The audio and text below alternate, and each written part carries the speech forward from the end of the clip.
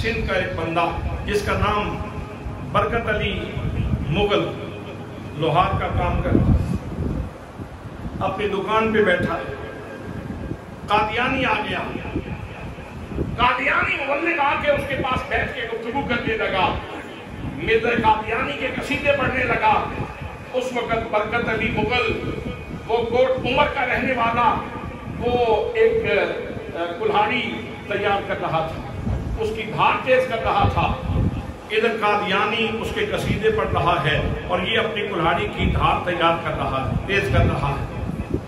جب کلہاڑی تیار ہو گئی، برکت علی مغل اٹھا اور اس نے اٹھ کے اس قادیانی مبلغ کے گلے کے اوپر، گردن کے اوپر کلہاڑی رکھ دی اور کہنے لگا، اب تک تم قادیانی کے قصیدے پڑھتے رہے ہو، اب کہو اپنی زبان سے کہ مرزا قادیانی کافر ہے۔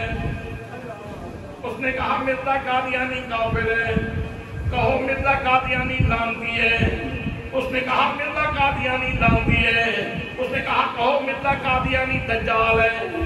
وہ جو کہتا رہا، برکت علی مغل آگے آگے کہتا رہا، جھوٹا بھی کہو، کذاب بھی کہو، دجال بھی کہو۔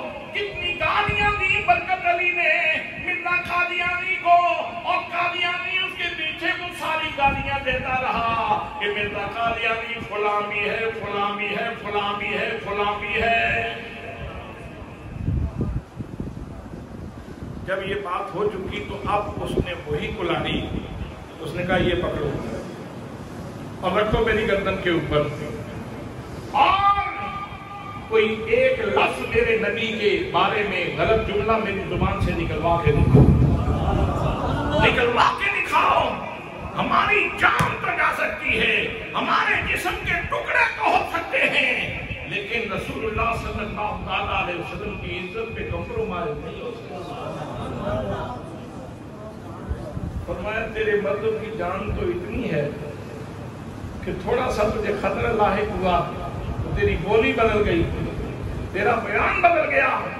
اور ہم مسلمان تو وہ ہیں جو کہتے ہیں نماز اچھی، روزہ اچھا، حج اچھا، زکات اچھی، مگر باوجود اس کے میں مسلمان ہو نہیں سکتا نہ جب تک کٹ مروں خواجہ بطحا کی عزت پر خدا شاہد ہے کامل میرا ایمان ہو نہیں سکتا۔